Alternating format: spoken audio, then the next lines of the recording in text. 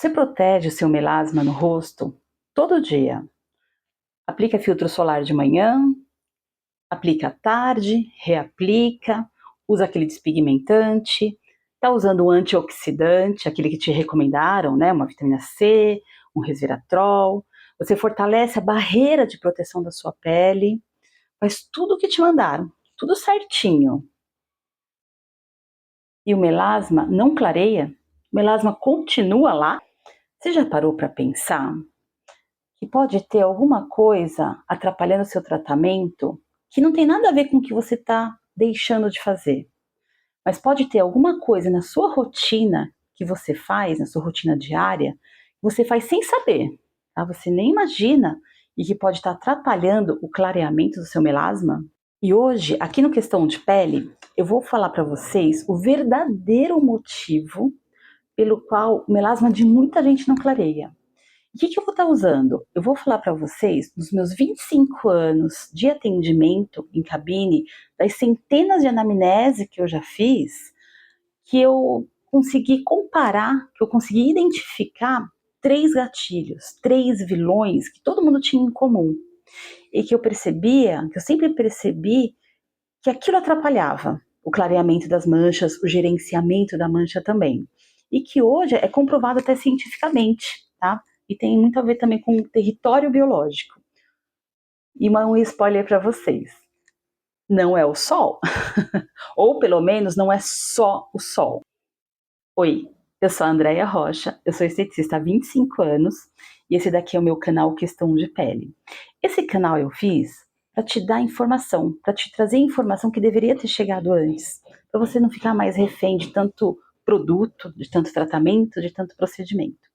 E se você não é inscrita, clica aqui no botão vermelho aqui embaixo, porque eu tenho certeza que você vai querer compartilhar com alguém que tem melasma, não consegue clarear. Porque hoje o que eu vou trazer aqui é informação bem valiosa. Vamos desvendar os inimigos invisíveis que estão sempre sabotando o seu tratamento e você nem imagina. Sim, gente, o sol, ele é o velho conhecido do melasma, tá? Isso não tem como. O sol, realmente, ele é um dos maiores vilões do melasma. E usar filtro solar, proteger a pele, é indispensável. Não tem como negociar isso. Tem que usar filtro solar. Mas ele não é o único. Não é o único vilão do melasma. Existem 3 gatilhos, né? Eu falo que são 3 vilões, tá? Que são muito negligenciados e que ele está mantendo a sua mancha ativa. Ele está mantendo ali o seu melasma aparente, está fazendo o seu melanócito produzir melanina para proteger o seu DNA. Como eu falei no vídeo anterior sobre, né, os tipos de mancha, existem 3 gatilhos. Sem mais delongas, vamos direto a eles. Bom, gente, então, o primeiro grande vilão que eu vou falar para vocês, um gatilho que a gente negligencia, é sobre o calor, tá?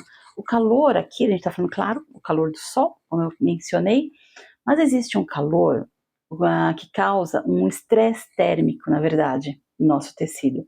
Esse estresse térmico, ele é causado pelo aumento, a vasodilatação sanguínea que vai acontecendo no tecido. Quando acontece essa vasodilatação, né, que os vasos sanguíneos eles aumentam, começa a ocasionar uma inflamação na pele. Essa inflamação manda uma informação para o melanócito que o terreno está hostil, né? Olha, calor, né? A função térmica mudou muito.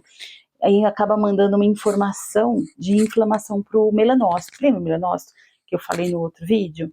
Ele é a fábrica da melanina. Ele é uma célula, eu diria, estressadinha, né? Qualquer ambiente hostil que vai se formando, ele automaticamente já produz melanina. Porque a melanina é o quê? Na verdade, ela é um fator de proteção do nosso DNA. É isso que ele vai estar fazendo. Vai estar protegendo o nosso DNA. Então, quando isso acontece, o melanócito, né? Eu estou até aqui com um desenho, né? Um desenho aqui da pele. O melanócito, ele faz o quê? Ele começa a produzir melanina para proteger o DNA. Então, aqui é um desenho da pele, aqui é um corte da pele, né? A pele aqui em cima, até a gente ver aqui a mancha que está aqui em cima, na verdade ela começa lá embaixo. A outra manchinha começando. Ainda não apareceu aqui. Olha a outra manchinha aqui começando. Também na superfície da pele está íntegra. Sabe quando acontece? Ai, nossa, uma vez aconteceu comigo em cabine, eu atendi uma cliente e falou: Menina, você acredita que eu fui para a Grécia? Aquele sol maravilhoso, e aquele sol da Grécia manchou a minha pele? Na verdade, aí é que eu gosto de fazer esse tipo de explicação. Na verdade, no sol da Grécia, como ela falou, a mancha, ela já estava aqui, né? A mancha já estava aqui começando a se formar, já estava aqui embaixo. O que aconteceu? Ela foi, se expôs àquele sol, aquele calor, aquele estresse térmico. O melanócito simplesmente fez o quê? Produziu mais melanina, pum, a gota d'água. É aí que a gente fala que é a gota d'água e a gente não entende. Existem literaturas que explicam que as manchas que aparecem na nossa pele depois dos 35 anos, geralmente elas começaram, a disfunção começou quando a gente tinha nossos 20, lá atrás. Então pensa o sol que ainda você toma hoje, lá na frente ele ainda vai aparecer. Ele ainda vai aparecer. O que está aparecendo hoje foi, ó, lá de trás. Então, nessa explicação sobre as manchas, deu para entender um pouco o que acontece? Falando sobre o calor, né? Que é esse gatilho, que é esse vilão. Quando a gente está falando, então, desse calor, da vasodilatação que acontece por causa do sol, gente, o calor do secador, quando você fica muito tempo, às vezes a gente fica 15 minutos, né, fazendo escova, o vento quente direto no nosso rosto, esse calor, ele vai causando já um estresse térmico. E esse estresse térmico, batendo aqui na nossa pele, vai causando essa disfunção, vai disparando esse gatilho de inflamação para o melanócito, para ele produzir mais melanina. Então, quando a gente pensa em calor, tem o calor do secador, tem calor quando o carro fica estacionado no sol. Você vai, entra no carro quente, aquele mormaço do carro já dá um gatilho. É outro, já dispara a produção também da melanina pelo melanócito. Que mais? Gente, o forno. Nós que cozinhamos, né? A gente vai abrir o forno, abrir aquela panela quente, aquele vapor quente. Tudo isso são gatilhos que causam esse estresse térmico. Então, estão vendo como tem fatores no nosso dia a dia, na nossa rotina, que a gente não se dá conta. É aí que a gente não se dá conta de que o melasma está sendo agredido. Por isso que ele continua ativo, a mancha na pele continua lá, aparente, mesmo tendo todos os cuidados. Então, a gente falou que o primeiro gatilho, o calor. O nosso segundo vilão aqui, o nosso segundo gatilho, a gente chama de inflamação silenciosa. Bom, a gente já sabe, então, que o melanócito, ele é uma célula de defesa. Ele é uma célula de defesa que quando ele identifica que o nosso organismo, nossa corrente sanguínea tem algum tipo de inflamação circulando, o que ele faz? Ele tem uma resposta biológica onde ele vai produzir melanina para proteger o seu DNA, para proteger o DNA da nossa pele. O que acontece nesse exato momento? Ele dispara um processo de produção de melanina. E aí vem a pergunta que muda tudo. O que está inflamando o seu corpo? Diante dessa pergunta, é aqui que mora o segredo, gente. Né? O que está causando essa inflamação? Então, vou fazer uma pergunta. Alguém que já percebeu, por exemplo, aquela semana que você tem uma demanda maior no trabalho, um estresse familiar, alguma coisa, você dorme mal, que você sente que realmente assim as coisas não estão legais, que você está mais estressada. Alguém aqui já percebeu que quando acontece isso, a nossa mancha escurece? Nossa mancha fica muito mais intensa, fica bem mais escurecida, mais evidente. Alguém aqui já conseguiu relacionar isso? Já perceberam, né? Ou não também, né? Tudo depende. Essa é uma pergunta, né? Quando eu vou atender, quando eu vou fazer um atendimento que eu estou fazendo ali, ou às vezes até quando eu estou no meio de um tratamento de melasma, e eu percebo que não está tendo resultado, essa é uma das perguntas que eu faço. Esse é um dos questionamentos. Eu preciso entender o que está acontecendo. Porque se tem ali uma inflamação silenciosa, e aí essa inflamação silenciosa, quem causa? Quando a gente está muito estressada. É produzido no nosso corpo muito cortisol. Sim, gente, o cortisol, ele é um hormônio do estresse. Então ele causa muita inflamação. Ele causa uma inflamação sistêmica. E uma explicação técnica do que acontece. Vou pôr aqui uma imagem.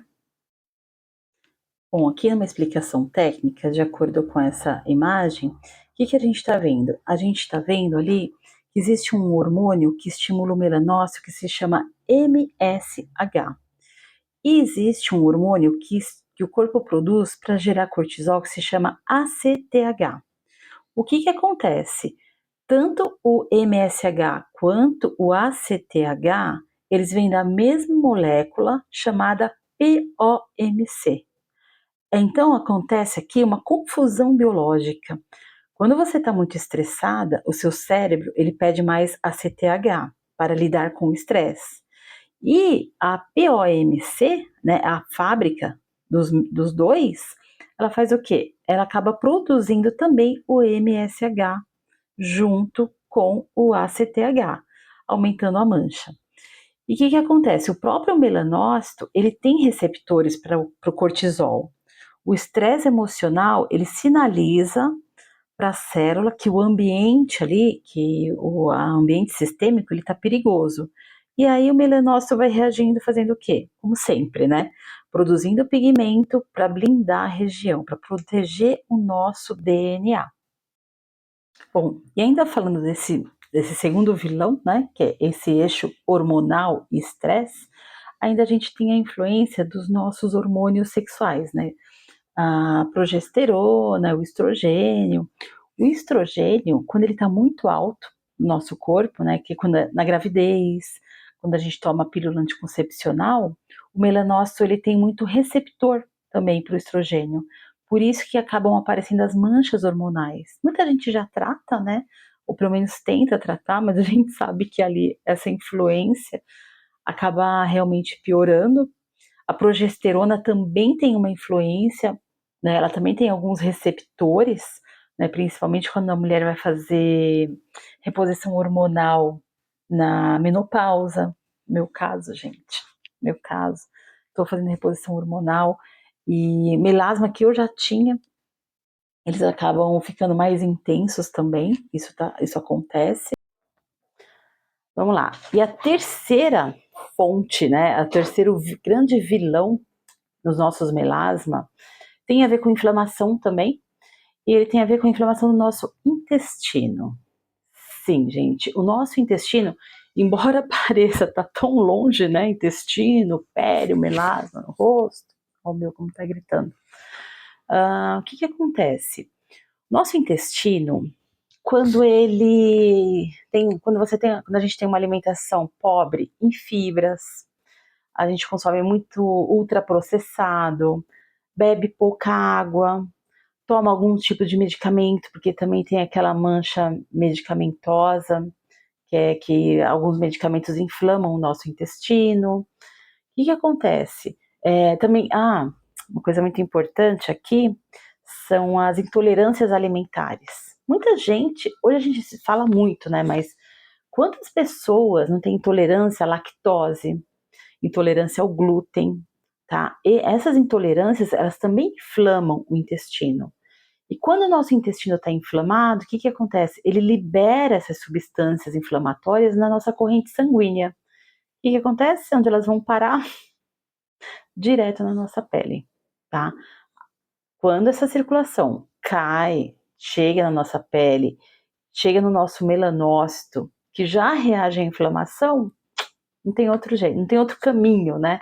Nosso melanócito acaba produzindo mais melanina para proteger o DNA dessa inflamação que está ali na corrente sanguínea. Então, você vê quantas coisas, né, a gente tem que observar?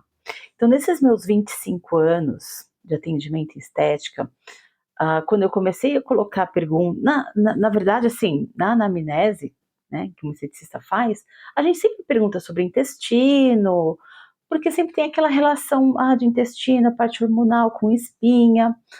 Mas quando eu pegava as anamneses, que a queixa principal das minhas clientes era o melasma, que era o melasma persistente, a mancha persistente, eu sempre correlacionei essa questão do intestino.